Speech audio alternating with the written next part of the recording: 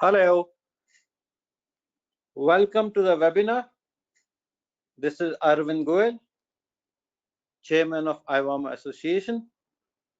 I see there are a large number of registrations, and I have been advised that members or attendees may take a few seconds to fine-tune their connection. So we will give another a minute or so before we formally launch this webinar. So we just wait for a few seconds and then we go live.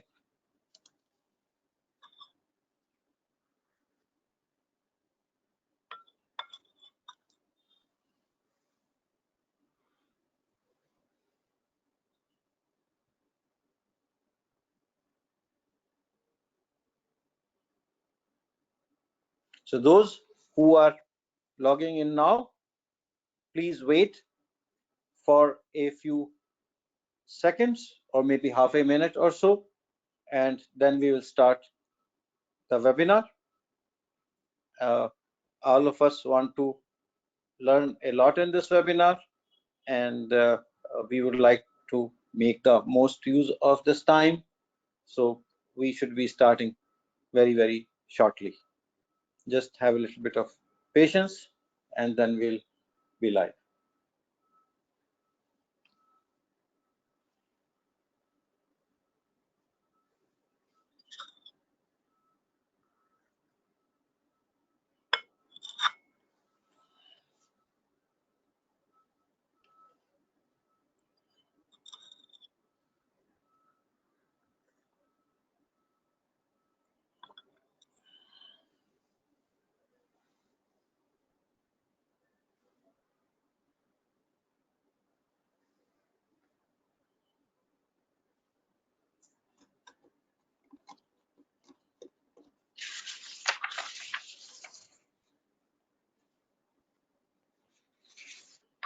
Good afternoon, friends and colleagues from the valve and actuator industry.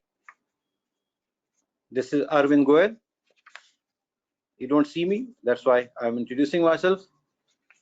I am the chairman of IVAMA Association, which represents the valve and actuator manufacturers in India.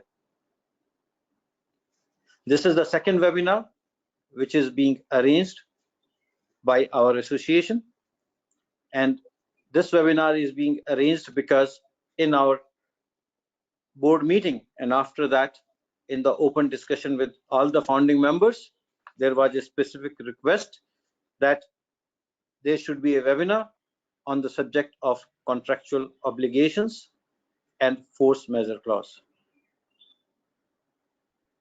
Of course, all of us get orders from public sector units, from government organizations or international customers,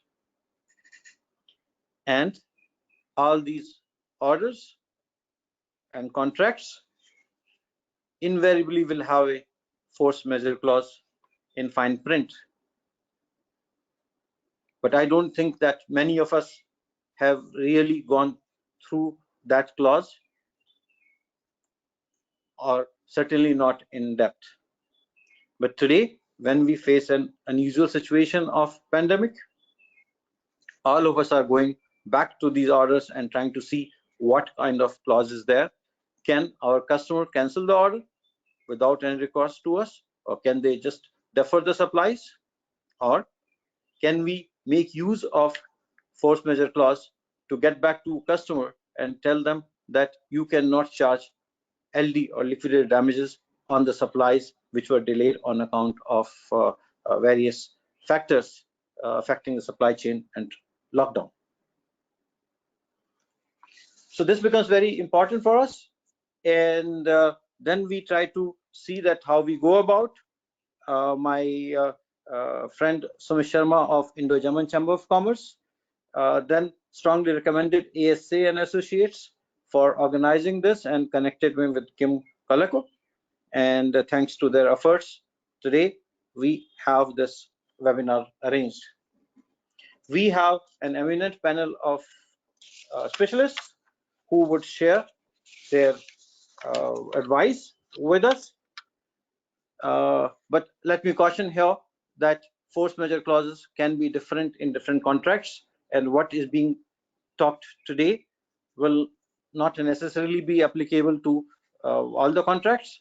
For that, you may need to get a specific legal advice.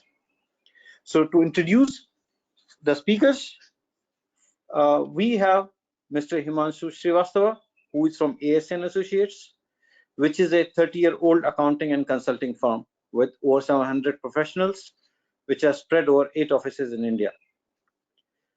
They focus on foreign companies setting up their operations in India, and they are one of the foremost accounting and consulting firms assisting clients in setting up their businesses, M&A, partner search, and many other things.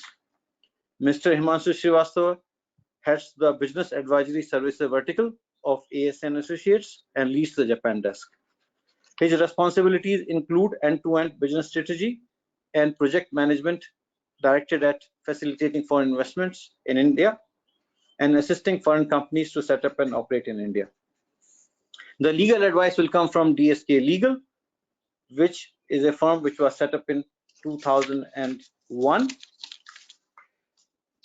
They have their offices in Mumbai, Delhi, Bangalore, and Pune. They have a host of international and domestic clients, and provide assistance in corporate and commercial laws, competition law, antitrust, employment news, etc., etc. Mr. Anand Desai, who is from DSK Legal, is the managing partner. He is one of the leading practitioners in India, having 30 years of domestic and international experience. He is a trusted counsel to several large multinational and Indian corporates and high net worth individuals. The second panelist from DSK Legal is Mr. Aparajit Bhattacharya, who focuses on corporate commercial, M&A, private equity, and venture capital. He is also part of project practice with a keen focus on environment, health, and safety measures. Today's webinar would be in the format of presentations by the 3 experts in the beginning. After that, there will be a Q&A, which will be moderated by Mr. Muganandam, and then there will be closing remarks by Pranay Garg. So I think we are looking forward to this webinar, and now I request Mr. Himanshu Srivastava to go ahead with this presentation. Thank you very much. I thank Mr. Arvind Goel of IVAMA and other members of IVAMA, and all my regards to all guests and my fellow speakers. So before I really start and build up to the recent amendments, considering that we have received a lot of queries on force majeure issues, let me assure the audience that we have factored ample of time to address this issue and also to have the Q&A in the end. But so we thought that in order to have very comprehensive overview of the situation, we've built up a scheme of presentation. My presentation will primarily focus on certain recent policy changes. As we all know, next, may I request, yes. So, as we all know, due to global outbreak of coronavirus, an unprecedented event, the ongoing lockdown has led to an atmosphere of severe uncertainty and challenges. In order to control the spread, government has ordered all non-essential establishments to temporarily close physical offices, and mostly companies are now working remotely. Keeping in mind the prevailing situation, government has temporarily relaxed a number of compliances in the various corporate laws. We analyzed some of the major relaxation from companies law, foreign exchange law, and other key regulations. My fellow speakers, from DSK would also be speaking legal aspects of contractual issues. So next slide, please. So this is primarily a very key amendment in foreign direct investment. As you all may be aware, non-resident entities can invest in India freely in most of the sectors and activities subject to FDI policies. There are certain exceptions such as lottery, atomic energy, railways, these are prohibited activities. However, the government has now introduced a new rule called Press Note 3 of 2020 on April 17th, which made prior government clearances mandatory for any investment which is coming from countries that share land borders with India. So we all know, primarily the countries such as China, Pakistan, Bangladesh, Nepal, Myanmar, and Bhutan and Afghanistan, which I have written down in front of me. So let us take an example, say China.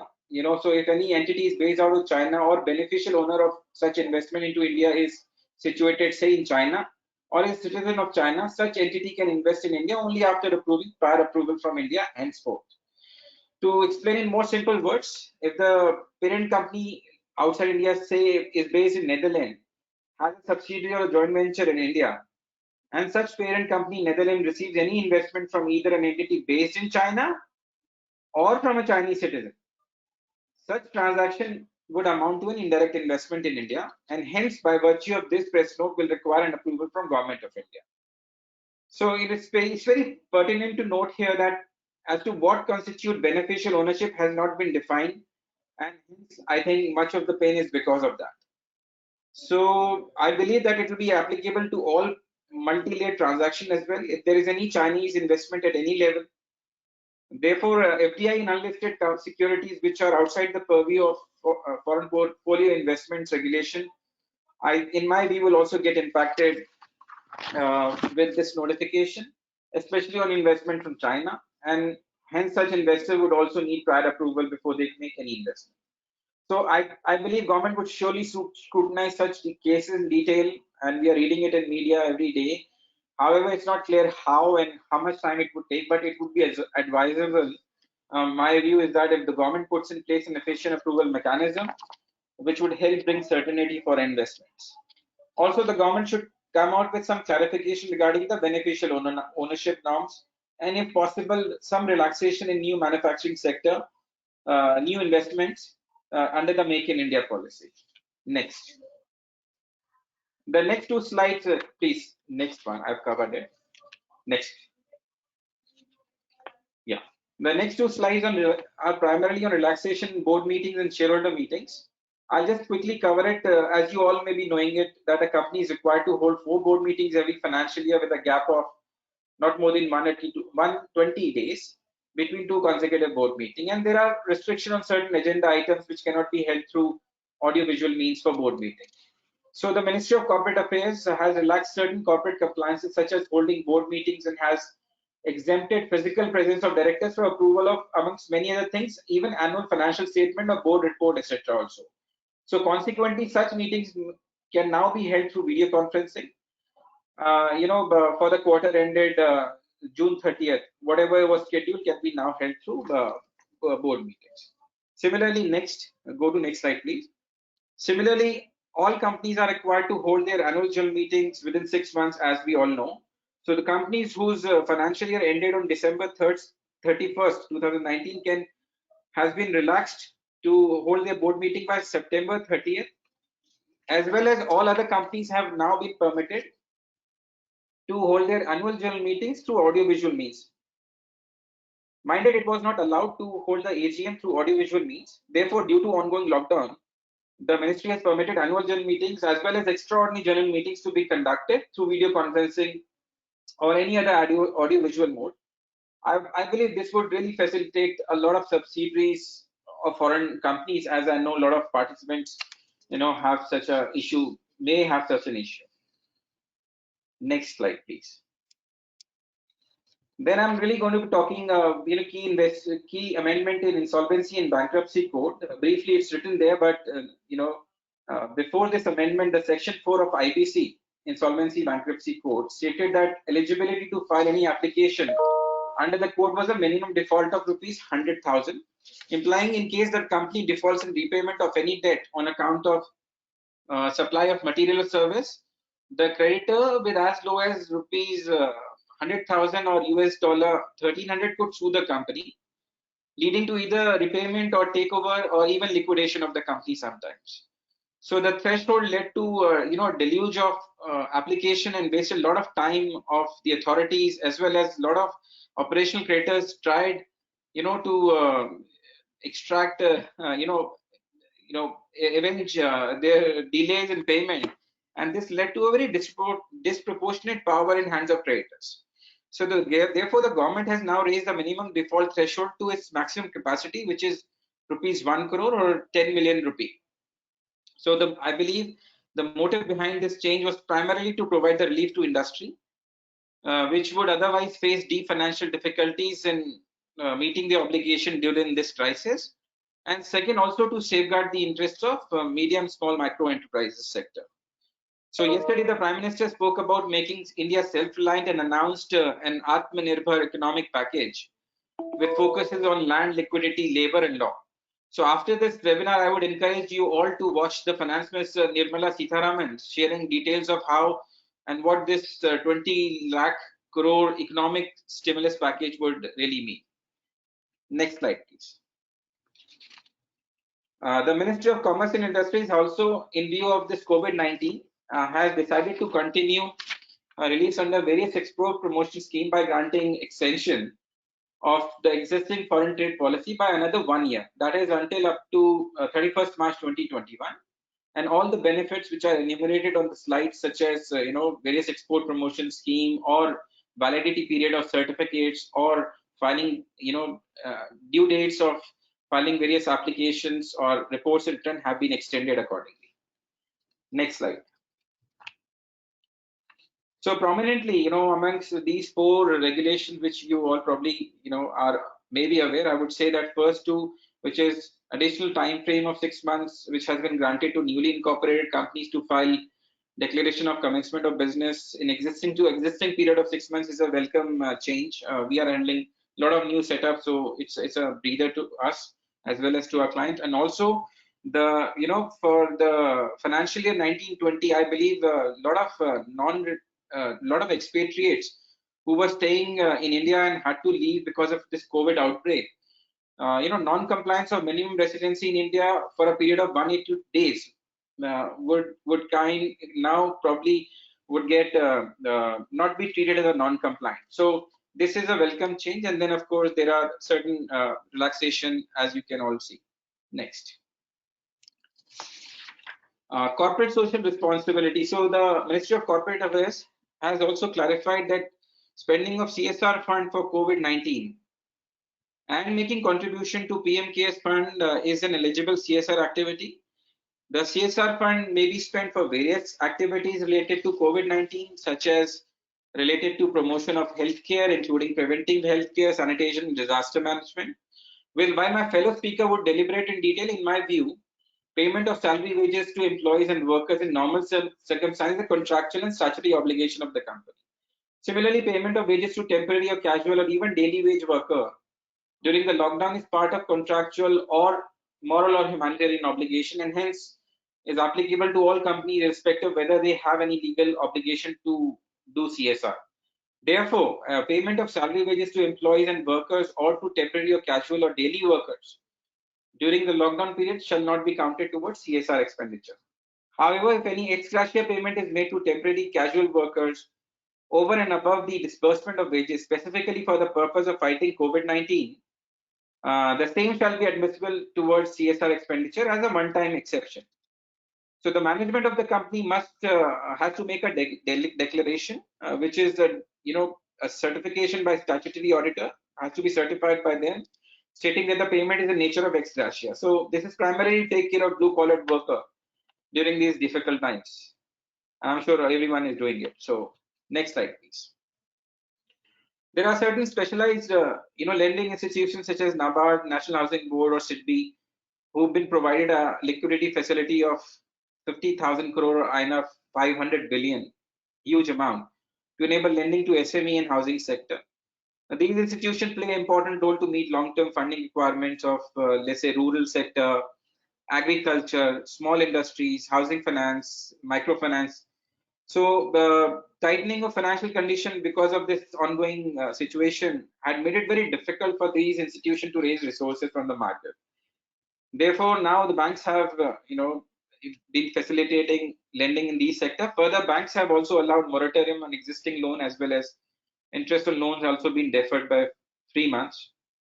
And the period of realization of export proceeds, which you all know is a standard period of 9 months from the date of export. This period of realization and repatriation, which would be made, all these export made up to July 31st have been extended for 15 months from the date of export. Next slide, please.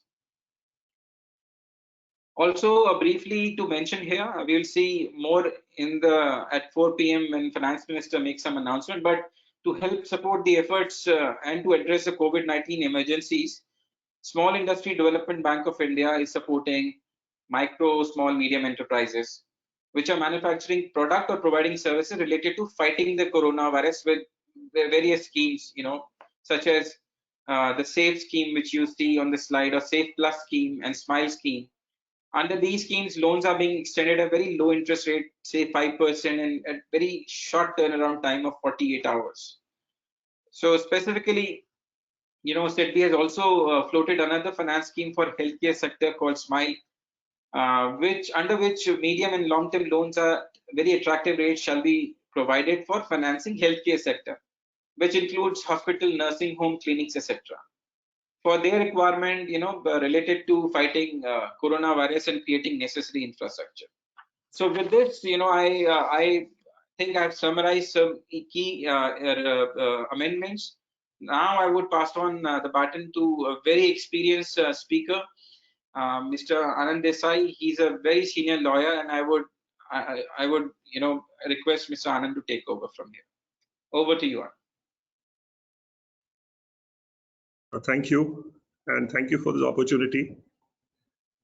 I know a lot of people are talking about how do they perform contracts, how do they make a payment when they're not earning, how will they bear the losses that are going to be thrust upon them because of what has happened.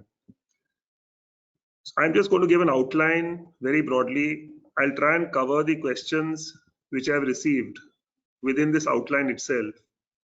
My partner will then talk on certain specific issues and possibly elaborate on some of what I have said.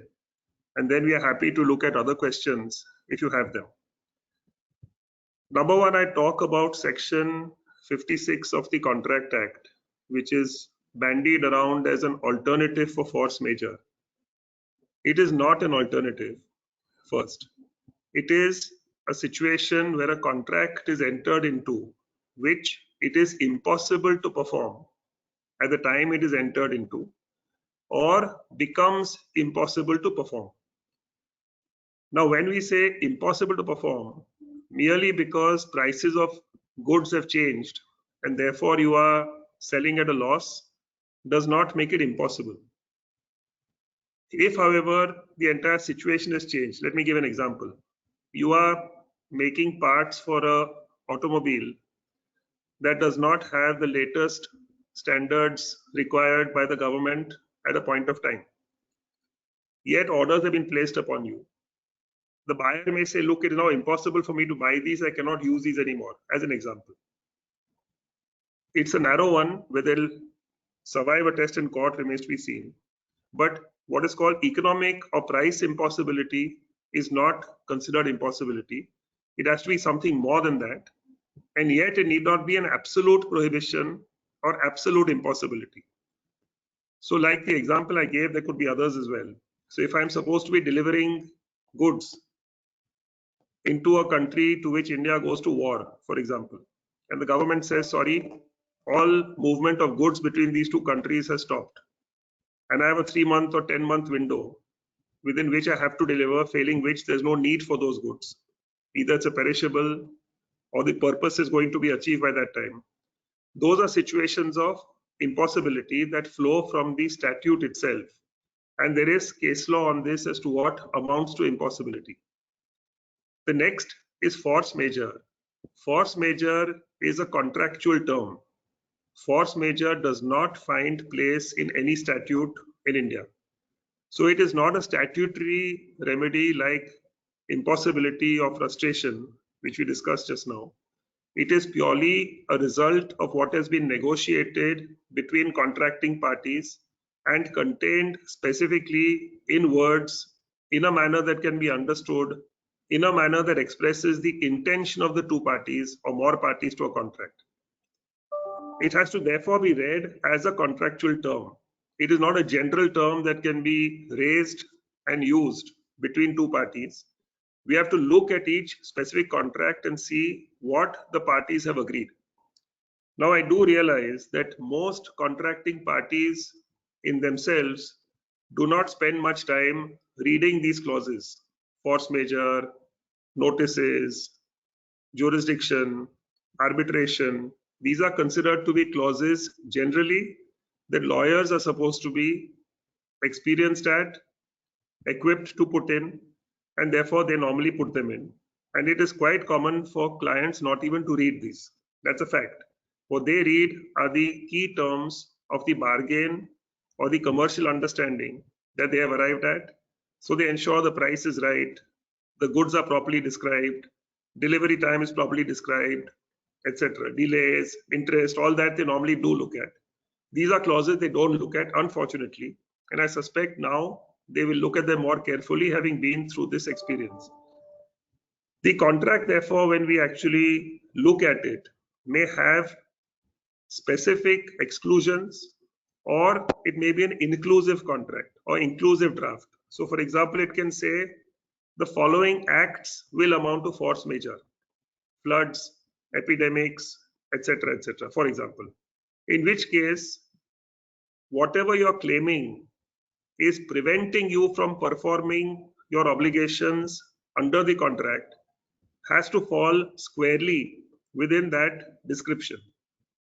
The other way to draft a clause is to say acts of God or acts beyond the control of the parties, including ABCD, whatever the ABCD may be. It is a little bit easier in that situation to spread a wider net as to what is to be covered if a party does resort to the force majeure clause. The second ingredient has to be that this event has occurred, and by virtue of this event occurring, a party which is claiming the force majeure is not able to perform. So it must adversely affect the ability of the party to perform. So, for example, in the lockdown situation we currently have, again, I'm giving a simple example.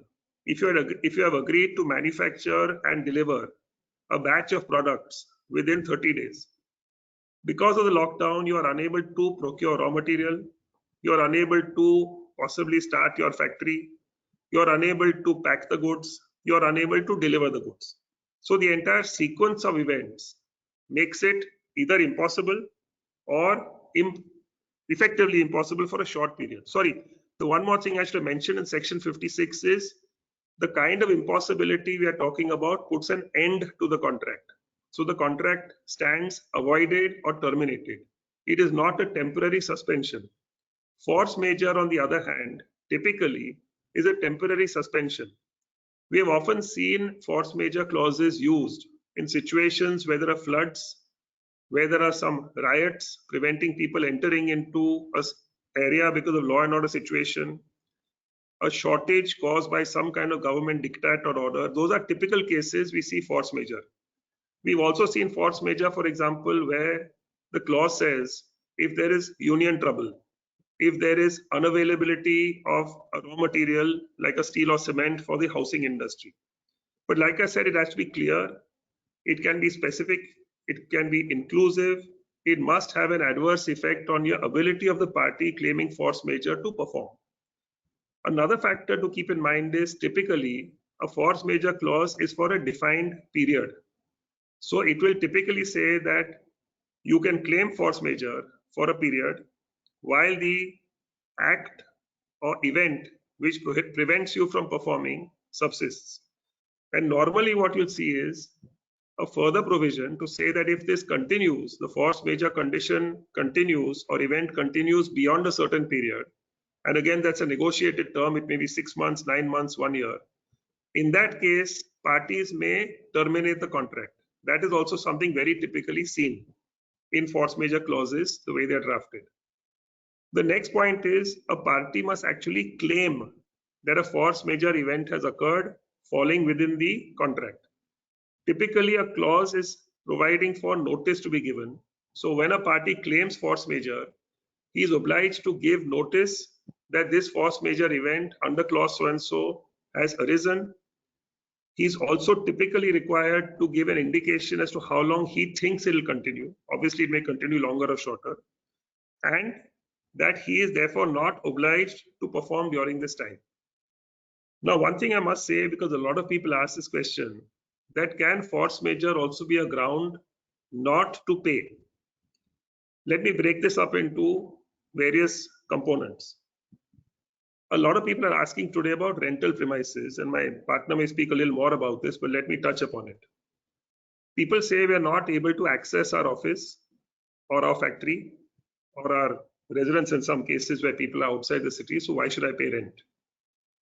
Now, the problem with that argument is that while you may not be able to access it, it is not as though you are not using it, because your goods are lying there, equipment may be lying there, belongings are lying there. It is not therefore lying vacant. This is one example. Therefore, to say I will not pay rent is not something that's practical, because the consideration for the rent is the use of the premises, not necessarily access. It is rare, and I have seen a couple of agreements which also say if I cannot access physically my premises, I don't need to pay. It's a force majeure event. That's great if you have a clause of that kind, but that is unusual. If, for example, you have a bank loan, because you're not earning money is not a ground not to pay the bank. What would be a ground if you are unable to pay the bank? For example, if I know there's a couple of cases where banks like PMC banks suddenly were effectively shut down. People have tried to say, look, the government has stopped me, or RBI has stopped me taking out more than 5 lakhs. I have no other money. That could be a talking point. Again, it depends upon the way the wording is. But typically, like I said, paying money is not an obligation that is prevented by a situation like an epidemic or a lockdown, because there's no physical movement. You can do an NEFT transfer, etc., and thereby you can get the money transferred to the payee. Again, in a force majeure situation, you may give multiple notices, as has been the case in the current situation, because the situation has evolved. Initially, there was an epidemic, fear, which became a lockdown, partial relaxation in some parts of the country. Essential goods were permitted through this period, including food, pharma, etc. So like I said, there is no one standard answer. Can I raise a force majeure contention because the lockdown has happened or because an epidemic is happening? Again, a question asked often is, but my clause does use the word epidemic. Epidemic historically has been confined to an area or a district or a state. That's been the historical example of how epidemics are contained in a certain area. That area may be locked down, therefore the ability to provide goods or services from that area may be adversely affected. In the current case, the epidemic has further given rise to a host of advisories, notifications, circulars. So look at those carefully. They may grant you the ability to claim force majeure depending specifically on what your contract says. But there's no one shoe fits all kind of a remedy over here. I've also been asked a question that is there something called a watertight force majeure clause covering all eventualities?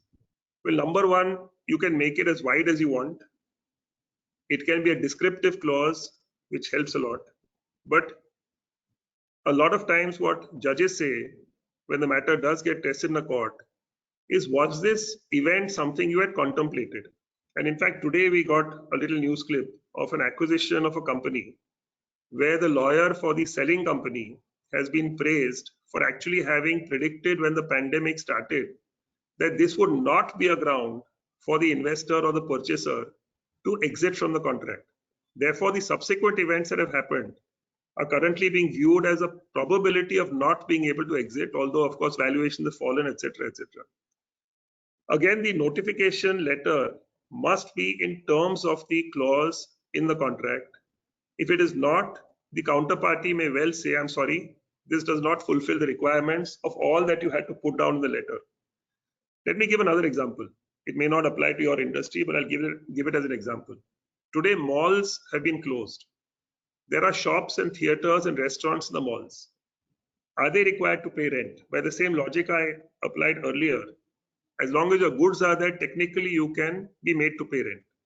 But I have seen a couple of agreements where it actually says in the theater situation that if the mall is closed and hence no one can come to my theater, I do not need to pay rent. So I'm just giving examples as to what the situation is.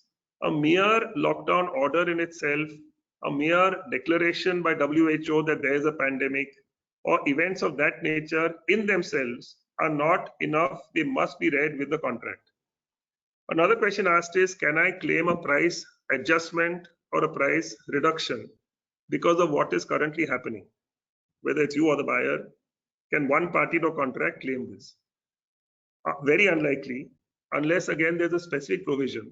And we have seen certain contracts where it clearly says that if the raw material, typically a key raw material or a key fuel, if the price varies by a certain percentage, that allows me to adjust the price either as a buyer or seller.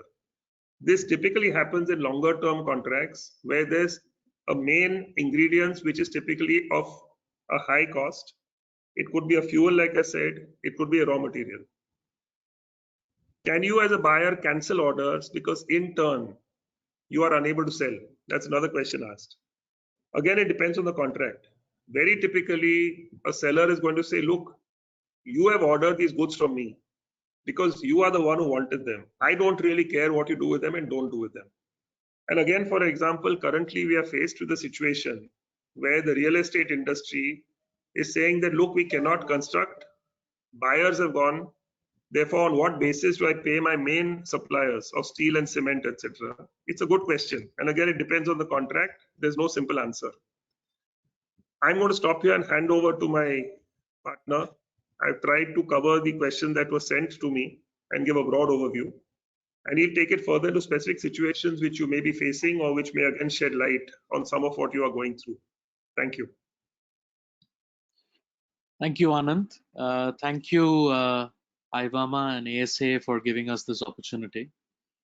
Carrying forward from what Anand just mentioned, I think it is extremely related to contractual obligations and force majeure is insurance coverage for disruption of business. And what we are seeing is the two are definitely linked, and constantly queries are coming up, which I'm sure each one of you in your respective businesses have insurance coverage for disruption of business. Now, disruption of business, as we all know it, historically has dealt with situations like fire or an earthquake or, the usual force majeure eventualities, which is an act of God, which is beyond the reasonable control of either party, which leads to destruction of property, as a result, disruption of the business. As a thumb rule principle, what we've been seeing is that insurance policies per se have not contemplated a COVID pandemic kind of a situation leading to a disruption of business. Directly linked with exactly what Anand was saying is because the disruption is linked with destruction of property, where also the concept of Section 56, which was already discussed in this presentation, comes into play. So what is happening is there are, where it stands today from an insurance standpoint, specifically on this issue, because if there is a contractual obligation to be met and we are failing to meet such obligations as a result of a disruption because of COVID, can become insurance coverage. The answer where we are today seems unlikely based on a general take on the insurance policies in the market that we usually end up signing up to. However, there are representations that are being made by insurance bodies with the regulator where it has been proposed to consider the COVID pandemic situation as a one-off situation and see if any coverage is at all possible to be given, which will obviously provide certain relief to business owners and operators like yourself. But as only time will tell whether that will see the light at the end of the day. And also courts, I'm sure we are sure that this will go to courts eventually, and we'll have to see what the courts interpret these matters from an insurance coverage standpoint. The other point I think is also relevant is the rental situation with Anand touched upon. Conceptually, just to add a little bit to what Anand said, is from a rental situation standpoint, again, the relevance is the provision of the Transfer of Property Act as well as read with Section 56 of the Contract Act. So long as the use of the premises is not constrained, it from a technical standpoint, it does not amount to a force majeure situation. And what we are talking about is all thumb rule principles. It would depend on a case-to-case basis, the theater example that Anand gave, and it could vary from contract to contract. But if we had to look at a trend, if we had to look at what generally is seen in the market from a lease standpoint of view, which is relevant for all of us from our business standpoint, is there a possibility of a waiver or a right to claim a reduction in a lease rental payout that we are contractually obligated to pay because of a COVID situation?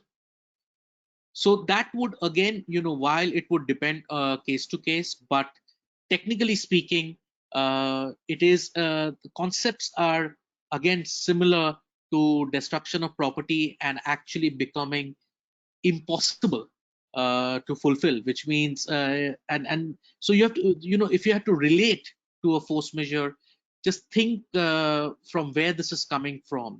For example, an earthquake or a fire. Now, all of these situations clearly result, whether it is insurance or whether it is a rental payment, it is all leading to destruction of the property. So in both that situation, as an example, like an earthquake or a fire, there is a leeway that we have, both from disruption of business perspective, whether it is insurance or lease. But COVID does not necessarily lead to that situation because your physical premises are standing there. You are in occupation of the premises for all technical purposes.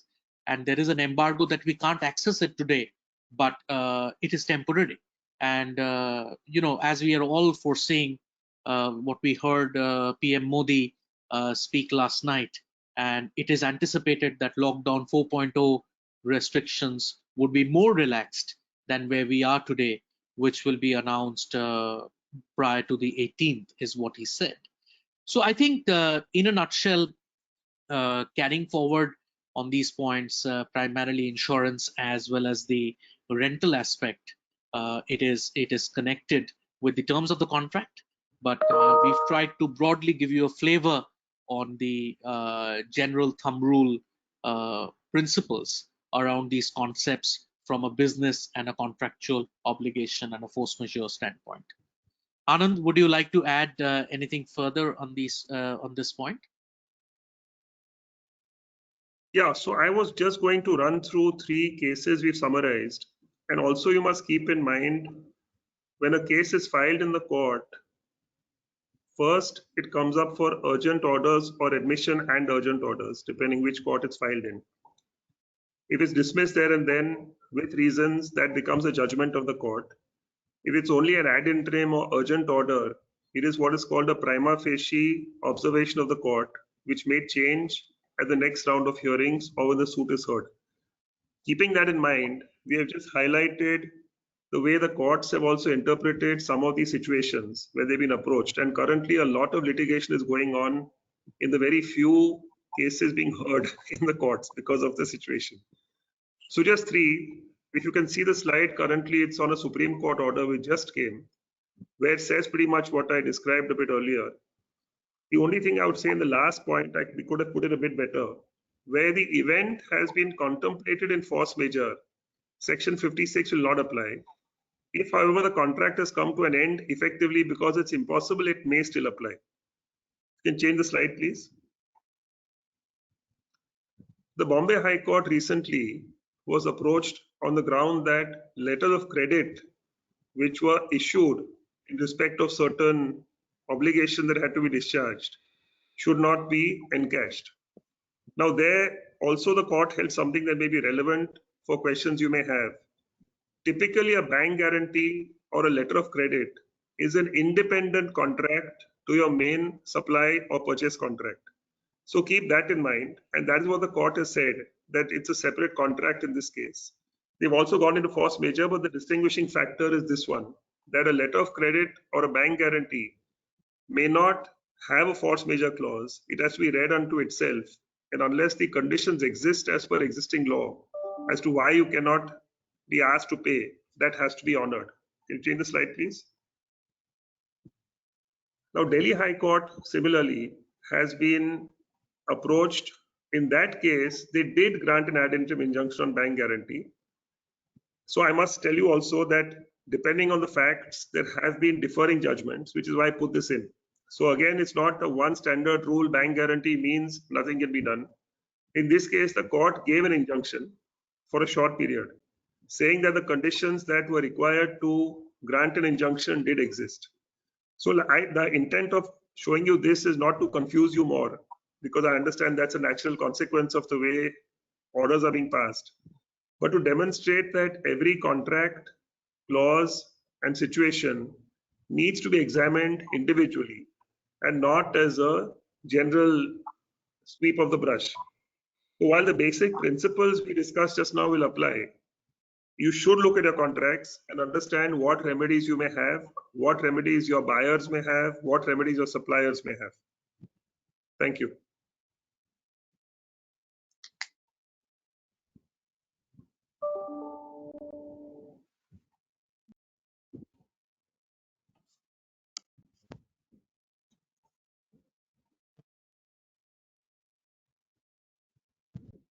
Good afternoon. It is Muruganandam. Actually, the presenter, are you able to see that question posted on the chat box? I cannot see a question, no. Okay. See, then what I suggest is that I'll read the question, and most of them are related to force majeure only. Okay. I'll go one by one now. Sure. And you can try, there may be some repetition, please excuse us, because as we are going by the questions, and we try to answer as much as possible. To the present COVID-19 issue, for all the POs fallen delivery from March onwards, and after that, shall be exempted from LD class till the end of the year for the delivery. Shall I repeat the question? Yeah, what I understood was that in view of the lockdown, you cannot supply, and are you excused from the LD clause? Was that the question? Yes, please. Again, it'll depend on the contract. You may have an ability to say that I am excused from performing, but on the condition, number one, that a force majeure clause is contained in your contract. Number two, it is attracted. Number three, you have given notice accordingly. Number four, there's adequate ability to interpret the contract in a manner that allows you to make this claim that LD is not payable. It's possible. It's probable, I would say, but I can't answer the question in the air without seeing the clauses. Okay. Right. So next question is that to meet the expenses of COVID-19, Government of India should not tax in any manner, either direct or indirect. Is that a question or a suggestion? It's a question, please. It sounds to me like a suggestion to the government that they should not tax it. Okay, but is there any government order with respect to this? If your question is there a legal right to tell the government this? The answer is no. There's no such legal right under our constitution. At least to tell the government you cannot tax. I understand that. Is there any order or notification from the government in this regard? On tax, no. No. Maybe today Sitaraman will give something. I don't know. Yeah, let's wait for that. Today's. Actually, we have done it tomorrow would have been all the more beneficial, but we didn't expect that announcement when we planned this webinar. Okay, moving on to the next. If nothing is specified to terminate the contract in force majeure class, till the purchaser can terminate the contract under the provision of Contract Act. Again, your questions are very specific to the terms of a contract. We'll have to read the contract. It's difficult to give you a blanket answer, like I said. Yeah, but the question itself says that there's nothing specific to terminate the contract in the force majeure clause in the contract. Then you cannot terminate on this ground. There may be other grounds. Will you just, if you don't mind, just put on Aparajit's mic also in case he wants to add something to what I'm saying or he wants to answer. Thank you. Oh, okay. Yeah, go ahead. Shall I repeat or move on to the next No, question? no, typically, if a contract can be terminated as per the terms of the contract, or if there's a remedy the Contract Act recognizes as a ground for termination. Okay. Fine. So we are moving to the next question.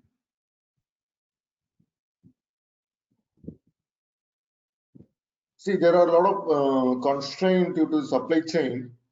So any norms from the government on this?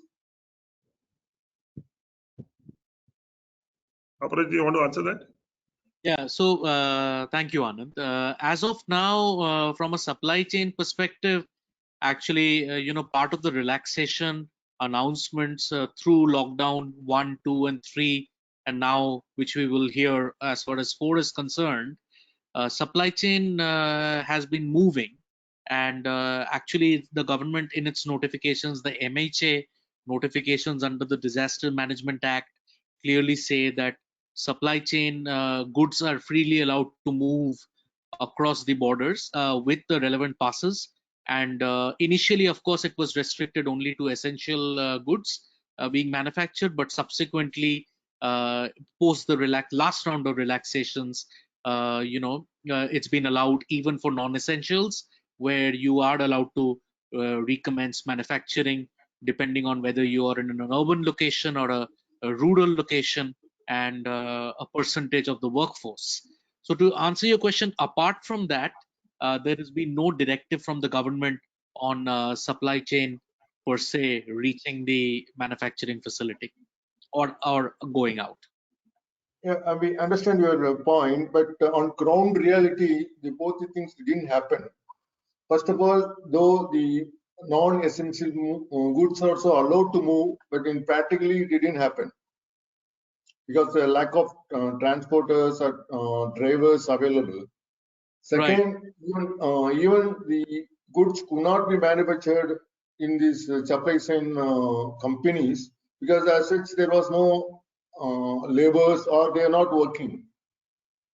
So in ground reality is that most of the non-essential goods, it was not manufactured in the during lockdown periods, at least in supply chains.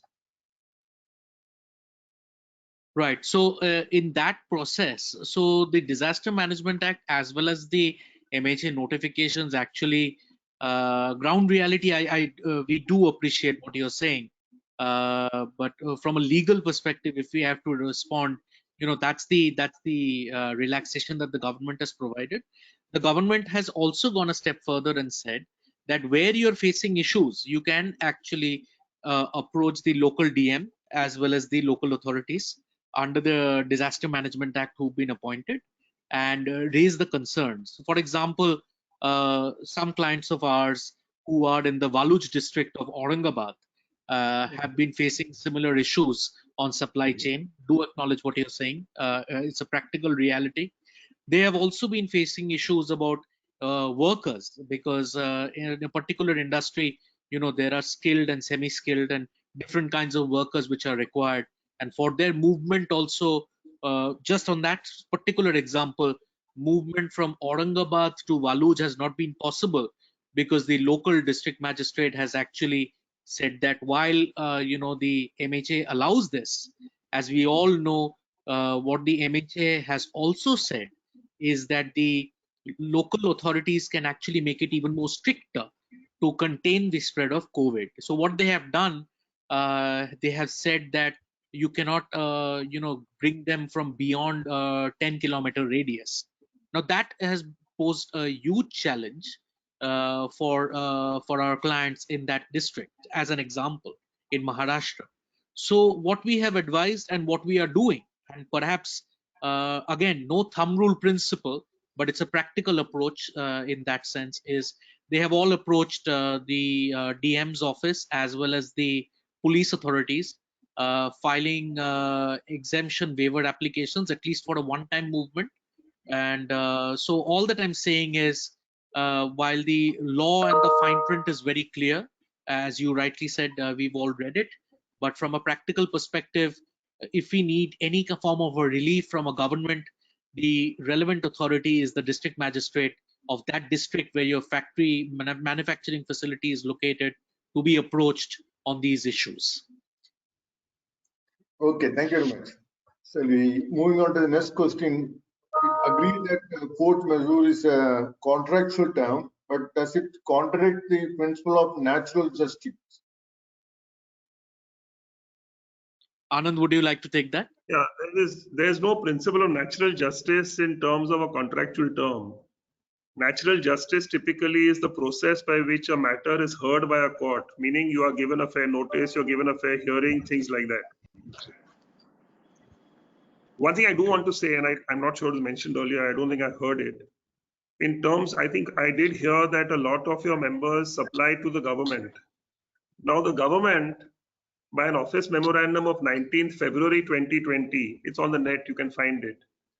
The Department of Expenditure, Procurement Policy, Ministry of Finance has said in principle that force majeure will apply in principle to situations subject, of course, to reading the contract. So that is something you may want to read when you read your contracts if you are dealing with government as a supplier. Right. Moving on to that, this might be again, I can see it is a repeat, but for more clarity, we can answer it again, it will be quite nice. If the pandemic is not exclusively listed in the contract class, how does this play out for both parties vis-a-vis? For example, a customer want to cancel an order, can they do this if the epidemic is not listed in the contractual class under force majeure? Typically, no. It depends again. Let's take an example. If you are contracting to buy a perishable good, which I doubt will be the case in your industry, but I'm just saying it may. Yeah, exactly. But in that, because then if I can't, deliver at a certain time, it goes bad. As an example, that may not apply to you, like I said. Okay. Right. This again on how to formulate a watertight force majeure class covering all unforeseen eventualities. It might be required for the future. I'd actually addressed this when I gave my little speech. In principle, the intent of the parties and what the parties were contemplating is what a judge is going to look at, even if you have an inclusive clause. So even if you say all acts of God, all acts that are beyond my control, all acts of government, all acts of third parties beyond my control, including 1, 2, 3, 4. That's about as wide as you can make it. Okay. Even then, it's quite possible a judge is going to say, look, at the time when you entered this contract, on what basis are you suggesting that you could have foreseen this? He could say that. Yep. Okay. So next question is that how is that force majeure is invoked? By a simple notification letter or a litigation, and in which form? It will be by a notice depending on the terms of the agreement. Typically, every force majeure clause has a notice requirement. Okay. We moving on to the next. How does that force majeure become effective, and under whose declaration it can be invoked? The affected party in terms of the contract by notice. So in case of COVID, does it World Health Organization declaration of a pandemic constitutes a force majeure valid worldwide, or should individual countries declare the need for force majeure? Force majeure is a creature of contract. It's not a declaration by government or by anyone else. Okay. So it's again in between parties. Yes. As per the contract. Yes. Actually, there is a government notification declaring that the COVID-19 pandemic as a force majeure. Is it valid here? Aparaji, do you want to answer that? Yes, yes, Anand. That's a good point. So what you're absolutely correct. The government has circulated the notification internally as well as some internal memos on project on government contracts, and they have taken a position that for government contracts, the COVID situation is a force majeure situation. Having said that, that only creates a benchmark. It cannot be interpreted to apply to private contracts or relationships between two private parties. But that is definitely a reference point. Having said that, Anand has already deliberated and explained the concept of force majeure and how it could vary from contract to contract and from term to term, and the relevance of Section 56 where it stems from, in that sense. But as a thumb rule, there's no thumb rule principle to say, to answer your question, that force majeure automatically includes a pandemic or a COVID-19 situation. There is no such principle, and government is taking a position as far as government contracts are concerned. Okay, fine. Moving on to the next question. What will be the treatment of cost incurred when force majeure has been enforced?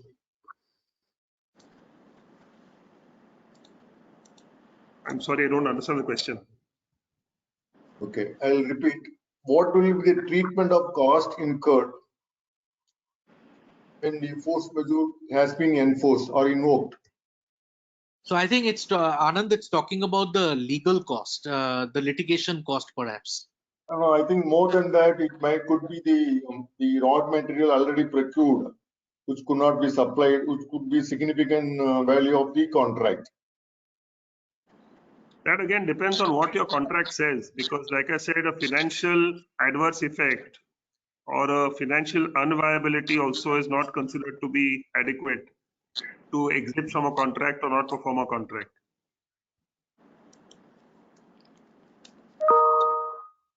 Okay, moving on to the next. If a buyer cancelled an order mentioning force majeure, is it possible for the seller to claim cancellation charges? Yes, if the contract does not have such a provision, he can.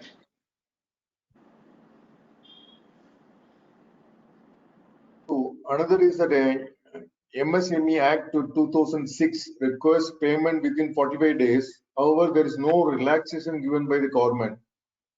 How this will be dealt during COVID-19? So my understanding, please again, please add to it, but my understanding is that in several sectors, government has relaxed timeframes.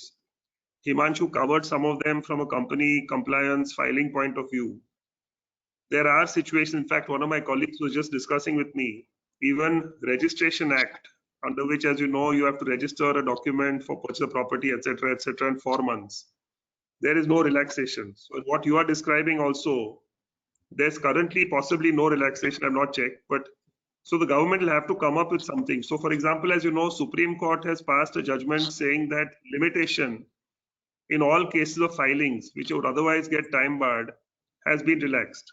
But this is really not a broad brush, but an item by item kind of a situation depending on the circumstances.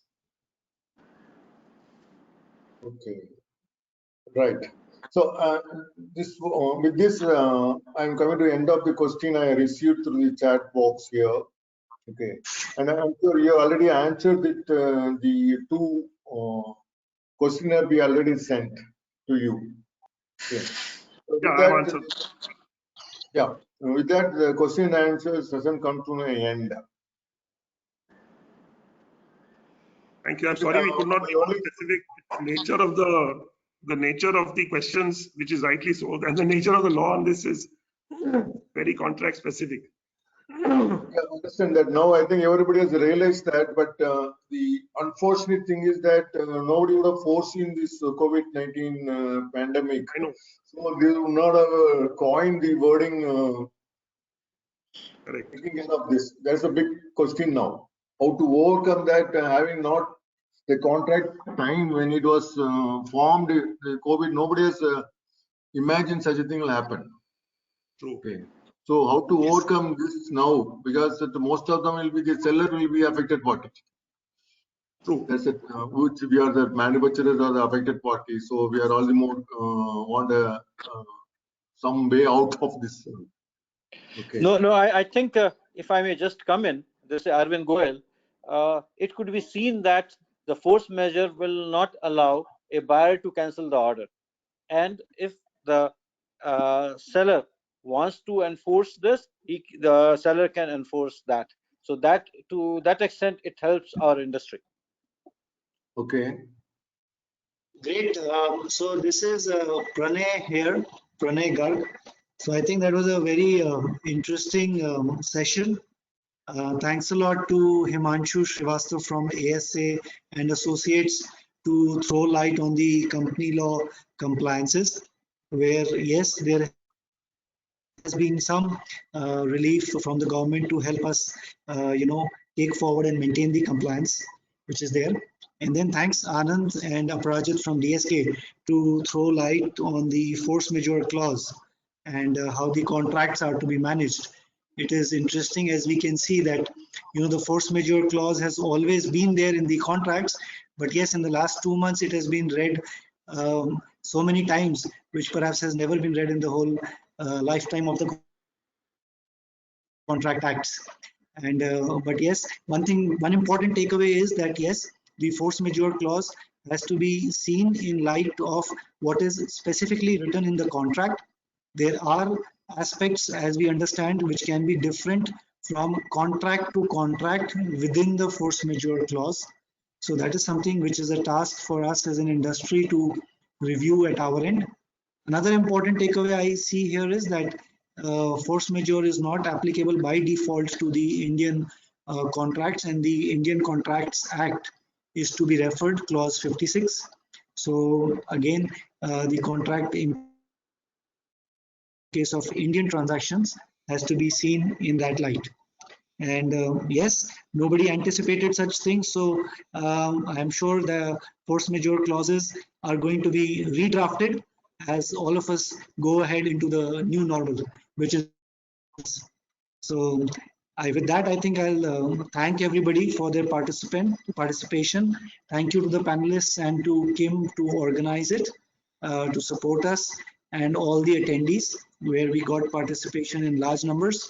And after we saw the relaxation on the company law, let's hope there is some more care which is going to be given to us by the government in what Ms. Nirmala Sitharaman has to say, perhaps coming online anytime. So with that, I think we are ready to close the session. And Kim, is there anything you want to add, or we can end the session now? Hi. No, I think we're good. Let's end the session right now. We will be sending a recording of this to all of the participants today. And as always, the speakers remain at your disposal if you have any questions that you would like answered after this webinar as well. Thank you so much. Thank you so much. Thank you, everybody. Thank you. Thank you. Thank you very much. Bye.